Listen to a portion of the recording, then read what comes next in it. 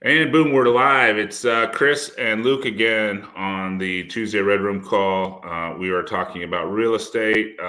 We are on multiple channels, Facebook channel, the Facebook Phoenix RIA group, both the Viking Brothers and the Phoenix RIA are just for flips. YouTube channels. If you're watching on YouTube channels, obviously do the like button, subscribe. You'll get these every Tuesday. We are on episode 39, just cruising around. Yes. And today we're going to talk about setting appointments. Before that, I'm just going to jump into the Phoenix market because I think a lot of you in Phoenix that watch us.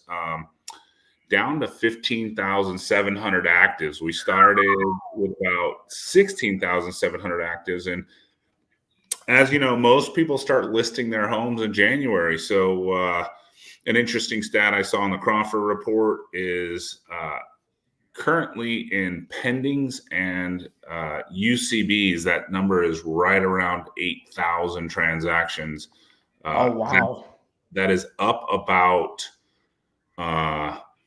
80%. 2,000 transactions from December, and just we had a better than normal December just because interest rates had dipped, and they dipped, and they just have stayed at that, like, it's probably mid to high fives for interest rates. So it seems to be, if we're in the fives, people are active. So just a little bit there. Heck yeah. But seeing that 8,000 houses are pending or UCB is, people are out there buying. Obviously, they're probably, not that it's not as near as heavy as it was, a year ago now. But, it's nice to see transactions. And actually, this is a market, I think, where there's actually opportunity because you have some people that are still scared, and they think they're reading every guru says, oh, it's still coming down 35%, right? And yep, absolutely. If you watch our channel, we're going to say we don't think so, just based on, or I'm not putting I don't think so just because of inventory, being at 15,700 actives for a January is not a bad place to be. Right. Granted, I just think everybody should watch the 10-year because it predicts on where that mortgage rate will be. Because if we see mortgages go back into the sevens, you will see a slowdown again, and I'm sure. So that's why tricky stuff like wholesaling and novations and some of the stuff that keeps you out of that 6-month rehab. How many 6-month rehabs are you doing right now, Luke? We have a couple left over from the bad times from what is that, from May to December that we purchased between them those months. But actually, 6-month rehabs that we've recently purchased, no, we're not. We're sticking to things that are going to be quick and easy, things that we're going to be in and out of within hopefully 4 months. Yeah. And I did a little something on Instagram last week. I mean, in literally a week time frame, I read one article that said these 4 cities are gonna crash, and then these 10 cities are gonna boom, and it just realized it's just gonna go down to, pay attention to your local market, pay attention to your local inventory, pay attention to your, like I'm telling you about Phoenix because most of my investments are Phoenix. I still do some Florida.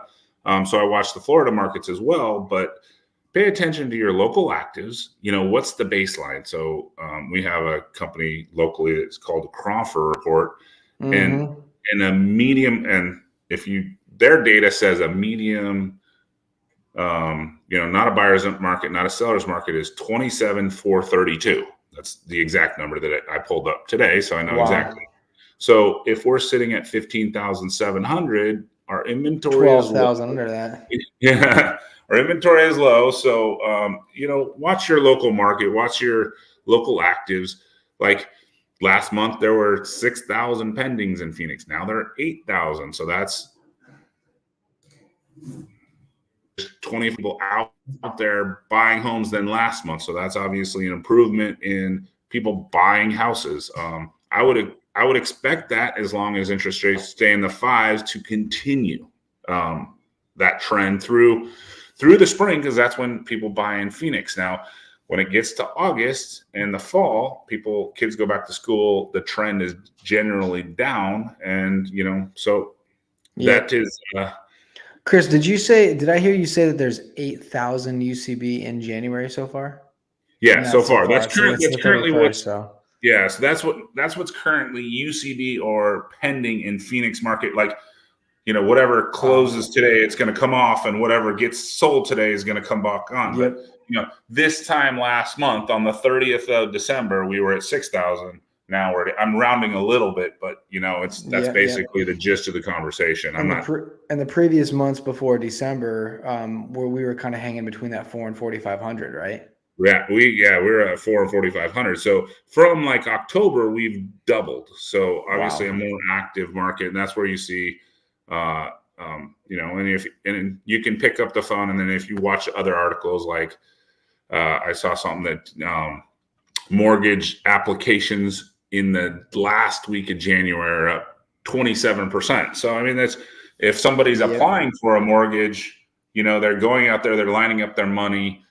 So that would seem to continue that in February, and that was a national number, that 27%. So you would think that continuing into February, people at this 5.5% mortgage, people, and a lot goes into that credit score, LTV, all the other stuff that goes into that. So I'm getting general numbers. So if you don't go if your guy quotes you 6 or 6.25, don't blame me, but that's just kind of the consensus. So for sure. But with that being said, I get this question a lot, and Luke's the professional at this, and there's different scaling to setting appointments. If you're a one-man show, you're doing it all. But you're going to create your own leads by cold calling, or dialing for daughter dollars or whatever, and then obviously you're going to take the call. But once you get to Luke's level, you're going to have different layers in there, and obviously, if you're the one-man show, you're doing it all. But if you're not a one-man show, there's a system to this process, and Luke's going to share that with us today, and we'll jump in and ask all that kind of stuff. And I mean, I think a big part of it, is it really just comes down to what you want to do. Because I mean, there's a lot of people out there that want to have a big team. There's a lot of people out there that want to be the one-man show, keep their expenses low. So I mean, I think it really kind of boils down to what you want. So just kind of keep that in mind as we're kind of going through this. I'll kind of just share with you the process and basically the way that we went with it, because it was just Jake and myself for a long time. So we went on every appointment on our own. So when it comes to booking appointments and stuff like that, we would make like you said, we would make the cold call. We'd put the numbers in the system, make the call, go on the appointment, close the deal. And then, for us back then, it was always wholesaling. So once we'd get it under contract, we'd send it to Chris. We'd say, "Hey, Chris, can you move this?" Chris would say, "Of course I can move this. I have the biggest disc book company in the world." And then we'd move it. So that's kind of the route that we would go, when we first got started. But as your team grows, you're going to kind of start putting, pieces in place, right? You're going to start putting people in place. You're not going to wear the same, you're not going to wear, every single hat for your company, which is what we were doing. So I'll just kind of let you know how our process goes now. Now, what we do is we have cold callers in the Philippines. These callers, obviously they're just pounding the phones all day. If they send anything forward, that means that they think that it's, remotely qualified. If that gets remotely qualified, then that comes into our system. So we use Podio. Chris, I think you use REI Black Book.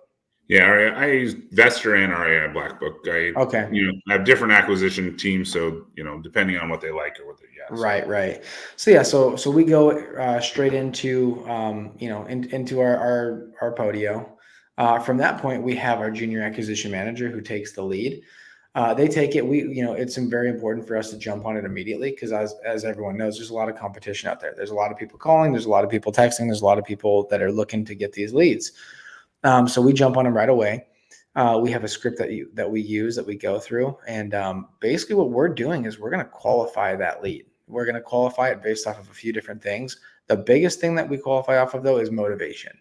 If there's not any motivation there, then for us, we might hold on to that number, might hold on to that lead, but it's not going to be considered like a hot lead. We're not going to follow up with them, every month or something like that. We might throw it in a bin where it's going to be, call once a year, call once every 6 months, something like that. So basically, if they show motivation, somewhat motivation, if they show that that their price is not absolutely insane. So a lot of times you get these calls, right? And the house might be worth 350,000, but they say, I'll sell right now for 600 grand. I mean, if we've cold called, and if you're doing any form of marketing, you've had these calls. 1,000% is what people say all the time. So basically, once you can get motivation, once you can get price, and then we also try to get the timeline. So usually, though, if you're getting these calls, if this is going to be passed on to your junior acquisition manager, there's typically going to be some motivation. There's going to be the price should be somewhat decently close. And then the last thing is that the timeline should hopefully line up with yours in some sense, where they might be interested in selling within the next 6 months. Yeah. Someone's typically not going to sit there on the phone with you for 30 minutes, or 10 minutes or whatever that number is, if they are like, oh yeah, I'm considering selling my house in 2027, right? Like they're not going to waste that time. So once we can get those 3 items, if those all fit, if those all seem like they're somewhat reasonable, then the junior acquisition manager will then pass that off to, for us, it's for our closer. And again, there's many different ways to go about this. And what we're talking about today is how to set appointments. So what we do is, if the numbers make sense, and if the timeline and everything lines up, if the numbers are just like a no-brainer, we're gonna just go for getting that contract signed. We will actually go for getting the contract signed first, and then we will go to set the appointment. But again, this is very rare. That doesn't happen very often. It's not very often that the prices that everything just lines up, perfectly. So typically what happens is, the price, everything, we might be close, but really what they want us to do is they want us to come see it. The seller will say, hey, listen, before we move forward with an agreement, before we move forward with a contract, any of that stuff, just come see the property. So what we do is we'll just go ahead and we'll try to set it for as soon as possible. Right. So we've had times before where we've literally been on the phone, and I had one crazy one years ago where literally the lady ended up saying, she said, she's interested in selling, the price matched up, all that good stuff. I said, okay, awesome. When can I come see it? She goes, well, I'm available right now. I'm like, oh, okay, sounds good. I was like, I was like, here, let me MapQuest it. And I literally, I MapQuested. I was like 35 minutes away. I was like, I could be there in 35 minutes. And she was like, sounds great. Come on over. And so I literally stopped dialing. I went over to the property, and there's a lot of motivation there. And so she was there with her son and her son's wife. And I sat down with them, and this does not happen very often. And they literally said, yeah, that sounds great. Let's do it. And so, I mean, from the call to close, it was about maybe an hour and a half, which is absolutely insane. That doesn't happen very often. But again, so what we do is we'll shoot for, going on the appointment as soon as we possibly can. And then basically from that point, we'll go on the appointment. We'll take a look at the condition. A lot of people try to get condition on the phone. They'll say, hey, okay, well, what can you tell me about your house? And then they start going for all the details of the property. We don't like to do that. And I mean, one of the main reasons why is that typically when we're going to run a property, when we're going to run the numbers on something, we're kind of assuming that it's going to be that it needs a lot of work. So then if we go on the appointment and it ends up making sense, if it ends up being cleaner than we'd expected, that's gravy, right? That's more money on top. If we were expecting, hey, most likely let's just say we're going to have to do a 60K rehab because it's going to include, say it's single pane windows, right? And say that the roof is bad. And then we get there and then say that say it has dual pane windows or something like that. Well, then we can kind of, dial our rehab back a little bit, which is kind of nice.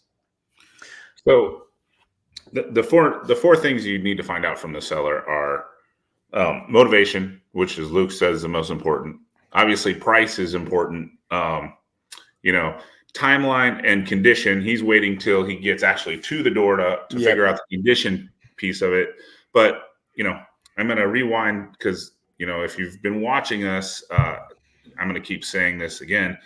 The more avenues you have to make money in 2023, meaning, before Luke was just crushing everything and, making $100,000 per rehab, which is great, His days are long gone. But as 2023 comes around and there's not 12,000 properties selling and we're excited, did you hear our excitement that there's 8,000 properties selling? Because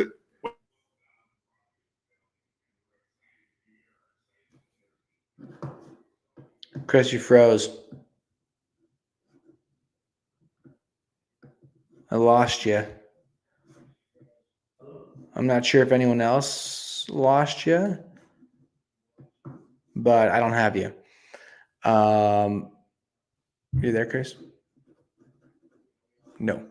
So anyway, guys, I'm not sure if you guys can see or hear Chris. If anybody wants to just message whether you can hear him or not, that'd be awesome. I can't see him or hear him. Yep, he's frozen. Cool. But yeah, no. So back to it. I mean, it's really just deciding. Whoa! Oh, you're back.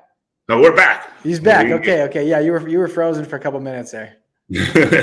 So anyway, back to what we were saying is, with 8,000 transactions, I'm kind of hoping if we can stay that number all year around.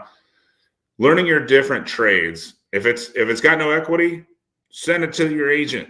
If it's got medium equity, learn the novation process. Or if it's got no equity or little equity, learn the creative finance process, right? Absolutely. A good friend of mine that I've been in the business with, his name's Andy Warner. He just got a deal last week. Tempe, piece of junk, needed all the work, $60,000, $80,000.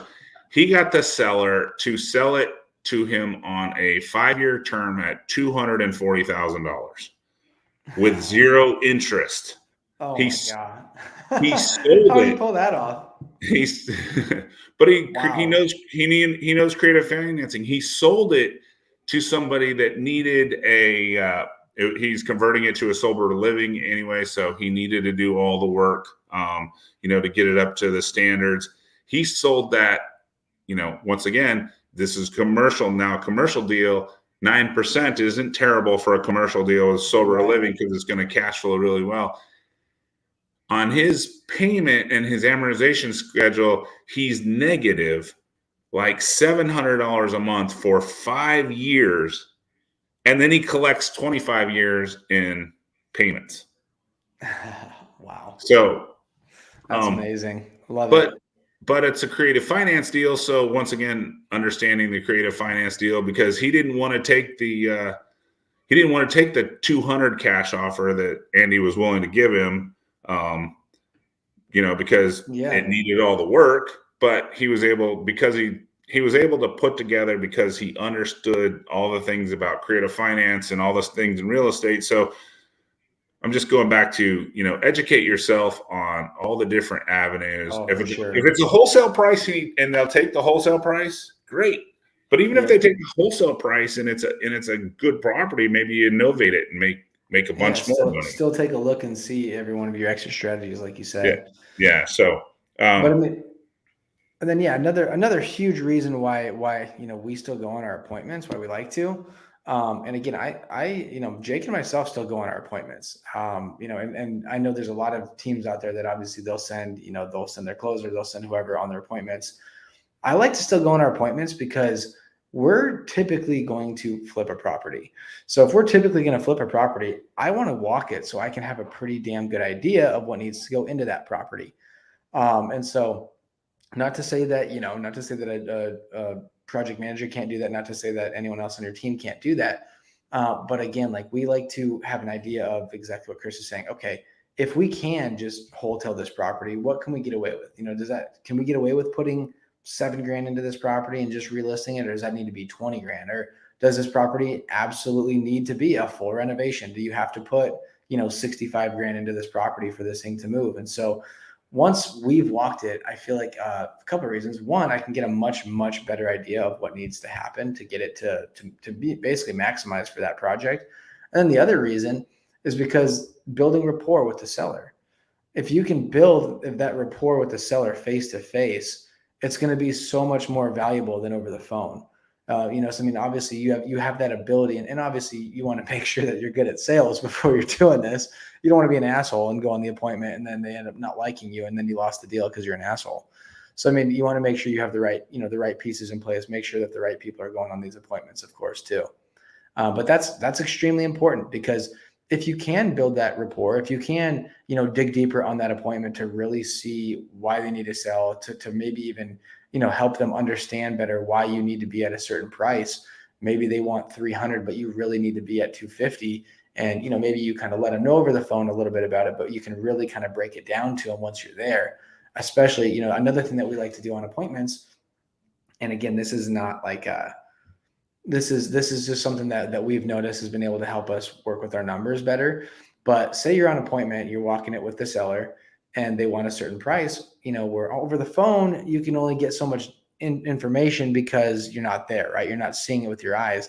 When you're walking a property with the seller and they want a certain price, you can actually say, yeah, I'm not too sure. Did you see, the cabinets are, it looks like the cabinets are broken. Like, I'm gonna need to redo the cabinets. Oh, I didn't see this foundation crack right here on the walls. Did you kind of account for that? That if you do sell this on the market, that's gonna have to be fixed. So I mean, like, and again, you're never doing it again as an asshole. You're just pointing out things pointing out obvious things. But what this does is it kind of adds up. It adds up over time of that walkthrough of them realizing, you know what? Yeah, maybe I don't want to list this thing on the market. Maybe I don't want to go this route, because there are a lot of things that, I thought like I knew about them, but maybe I didn't realize they're as big of a deal as they are. And I don't want to have to deal with them. I don't want to have to get a foundation specialist over here to take a look at that. I don't want to have to find these matching cabinet doors. I'm not going to go buy new cabinets. And so there's a lot of things that you can kind of add up on that appointment. And again, you do it in a nice way, but you just kind of point them out. That's all you really do. And then after that point, then you can kind of come in and be like, hey, I'm sure you understand this, but I've got to be at this price because I didn't really know, I didn't really understand that the condition was as bad as it was, and you don't say as bad as it was, but I didn't understand the condition was what it was. And so, there's like I said, lots of little different tips and tricks that are going to help you when it comes to negotiating, when it comes to getting that price down on the property for where you need it to be. And with that being said, when you walk the property and it's not really bad, right? So Right. it's it's kind of been interesting is that $150,000 house that's worth 200, but it's not terrible. It's kind of been one of those things for wholesalers is like it's tough. It's not the 130 that I want to give you. Yep, but exactly. it's a clean house. So this novation technique that we're talking about, like when you hit them with the 130 and they're just like, well, I can't take that. That's that's too low. And that's your perfect opportunity then to go like, well, I got this other program that can get you to your 150. So once again, knowing your tools, I can get you to your 150 and I can make it a super hands-off transaction, just like my wholesale offer, but I can probably get you your now. Will it work with the foundation crack house or anything like that? Probably not. Right. But Right. we gotta keep teaching them that this stuff really costs money and we need to move back down to the 130. But if you get that middle ground house, just knowing another exit strategy, like, hey, I can make it super hands off and it's going to take a little bit more time. I'm going to need a little flexibility out of you, but I can get you that 150. So that conversation, especially after you got with the wholesale offer and you started, working them back and all the stuff that Luke just talked about, if you get the 130, sign 130. Yeah, exactly. I know, and 100% what you're saying. I mean, we had one that was a month ago. We closed on it on Thursday or Friday, but it was that exact situation too, where we walked the property. The numbers were extremely, extremely tight on it, and I mean, it's almost your numbers that you just mentioned to a T, to an absolute T. I comped it out before I went and looked at it. I was showing that, realistically, with a really nice renovation, it could probably pull like 220. 215. But then if it's just clean, we could probably still pull like a 205. And so I was like, you know what? Like, I want to see how clean it really is, because they said it was clean. We got some pictures. And so I went and walked it and met the tenant there. And when I walked it, I was like blown away with how clean it was. And so we ended up pulling the trigger on it just because of how clean it was. And so I ran the numbers on it. We bought it at, because what we were able to get them what they were asking on it, which was like 150. So we bought it for 150. It's worth 205 to 220, depending on what we do to it. And I mean, based on what is, everything in that little neighborhood is already under contract, which is a great sign. And so when I walked it, the only things we're doing to this property, the cabinets were super clean, the countertops were clean, the flooring was clean, base was clean, there was nice paint. So the only two things we're doing is we're ripping out the carpet, doing new carpet, so up the stairs and then in the bedrooms. And then we're taking out the black and white appliances and we're just sticking in stainless steel appliances. So we're doing stainless steel appliances and carpet. So it's basically I think we already got our quote back. I think it's like $4,400 for those two things. Yeah. So we're spending $4,400 on this. It's extremely clean. We're going to stage it. And I would be blown away if we didn't get 205 for it. So we'll get 205 and we underwrote it and it's like a 35K deal. Yeah. And again, it was because we went on the appointment to go see it. And then, if we would have passed on it because we thought, this probably needs more work than 5. Realistically, most properties need 15 or 20. But because we walked it, because we set the appointment and walked it and went on it, we were able to see that this makes sense. And so, like I said, that's going to be a nice little 35 pop that we'll have it back on the market within days, literally days of closing on it. So, our holding costs are going to be next to nothing. It's a single, you can hit singles, you can hit doubles, you can hit home runs. In this market right now, you can't be turning down singles. You just have to get creative and find them. Yeah, for sure. So obviously you had the confidence to do that, but someone new might not have had the confidence, the financing set up. So once again, taking a novation contract and leaving the seller kind of in place, not having to come in out of money, out of pocket. How many homes have you think you flipped in your 7 years? A few hundred, right? Maybe 500. Flipped probably a couple hundred flip, and then obviously just total deals with wholesale and everything. Obviously, that never jumps like crazy. Yeah. So, but yeah, as you're starting out, learn all the different tools. But you might not. Luke's an experienced guy. He's got a team. He's got some rehabbers. So for him, that move was to just kind of take it down, clean it up real quick, sell it. That's obviously a cleaner deal, keeping not having the seller in place to, possibly, because sellers change their mind, just the reality of it. Absolutely. There's no doubt about that. So obviously, Luke had the confidence to just let me just grab this one, close on it. Week later, it's back up on MLS. And but if he does novate the deal, the one benefit he didn't have that he would have had during a novation is he could have taken an FHA buyer the first week. Now Luke's probably stuck in 90 days waiting for an FHA buyer. Yep, exactly. Now I got to wait for the only thing I can move forward with is conventional buyer right off the bat. So yeah, so just understanding all the different tools and all the tricks, but just to do a little recap, Luke is cold caller of the Philippines. Then he has a junior acquisition, which some people would also call inside salesperson. Yep. They're just doing all the qualifying. They're hitting what Luke's mentor Brent would call the 4 pillars, right? Yeah, right. Condition, price, motivation, time frame, and then getting that information. Luke's saying, "Hey, I'm going to get the condition when I go to the property," and then and real estate brokerages have this system too. They get their lead, then they have an inside sales manager, and then they send out their listing closer separately, right? Right. So it doesn't matter what business or real estate you're in. The leads come in. You have an inside sales manager and a listing closer. That's what happens for listing agents and brokerages. It's no different than it is if you're wholesale investor. So the process is the same. Absolutely. There's no doubt about it. Any questions from anybody? I can see she's got some everybody was just making fun of me being frozen for a second. I'm just letting you know you were frozen. Yeah, I don't know what happened on my internet, but No, you're technology. good. It wasn't bad. It was probably it was only a minute or so. But heck yeah, so again, that's why setting appointments is extremely, extremely important. Get Yeah, and good at just it. and sometimes and qualifying that motivation is going to save yourself a bunch of time on appointments and on just talking to people.